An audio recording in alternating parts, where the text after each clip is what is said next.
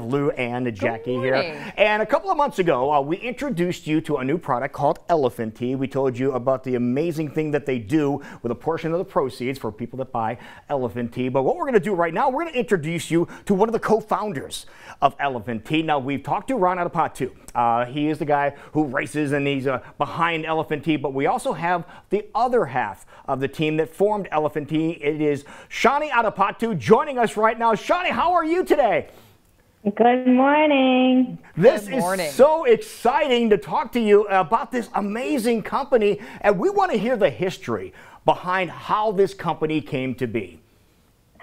Well, my dad, as a wedding gift, gave me and my husband the opportunity to go to Sri Lanka, and I had been there as a kid, but my husband had not been to the country, so we were able to go and tour the country and learn about the culture and see the beautiful greenery and the people and the animals. So during this trip is when the idea for ElephanTea came to be, because we learned about the larger elephant population there and the human-elephant conflict with the elephants and their environment and the people. So we decided to develop this tea to help advocate for these animals and their environments.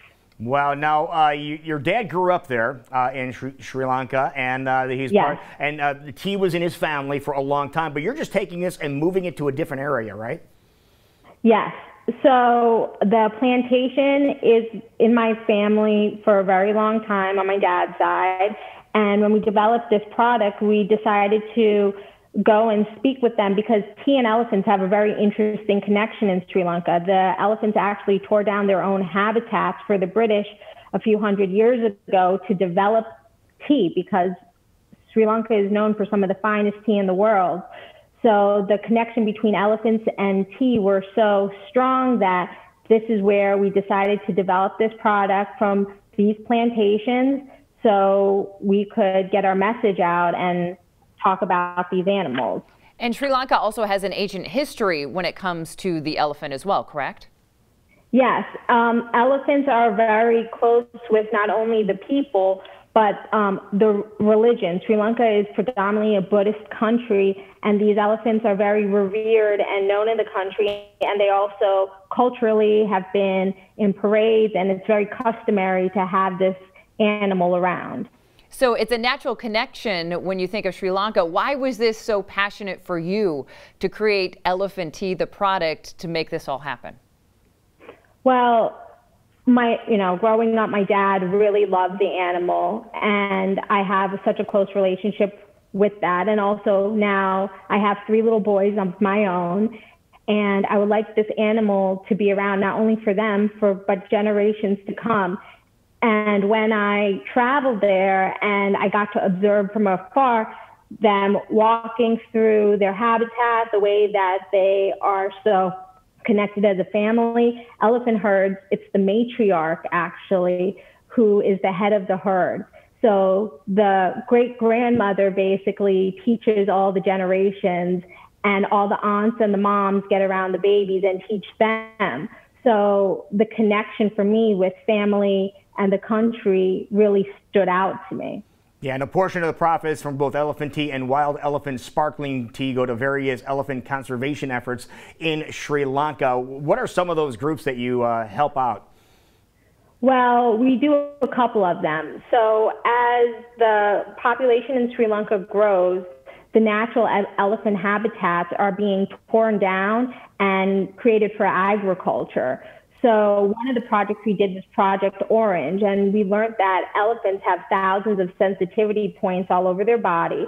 So Project Orange is we go to these farmers and we give them these small orange-like bushes that have very big thorns in them. So these elephants can smell the oranges from afar, and they tend to avoid it because they know it's very prickly. So we're teaching farmers to have like natural barriers in their farms instead of using electric fences or poisons that can harm the animal or kill them. Another project we have is we teamed up with Land Rover to do this thing called the Elebus. It takes kids to and from school in these natural elephant corridors and area, and at the same time educating them And if the kids go to school, we hope that through education, we can teach them how to not only live in harmony, but maybe they'll get out of agriculture or do something different. And then one of my favorite ones we have done as of recently is we fund a group called the Rally for Animal Rights and Environment. They're called RARE. And we hire lawyers to help release captive elephants or abused elephants. So through this, we're able to educate people why these elephants shouldn't be in captivity or alone, because they're herd animals. They thrive amongst their herds. And just keeping an elephant, they know they're very smart animals. They miss their families. So this organization is try to get these animals released and put them back to where they belong. Yeah, we just showed video of one of the elephants just recently released. Kalana, I believe, is the name of this elephant there. So just proof positive that this funding and this organization does work. So thank you so much. And real exciting news is people were trying to figure out where in the world they can get ElephanTea beside ElephanTea.com. And now, Jackie, you can get ElephanTea at the Blank Park Zoo. When you walk into the Blank Park Zoo, right to the left when you first walk in. So thank you so much for doing that. That is so important. Thank you, guys. Appreciate it. Yeah, great to see you this morning. Thanks for telling us more about the true rich story that's behind ElephanTea, besides just being a great product. Shani, thank you so much for joining us. So please tell your dad we said hi, okay?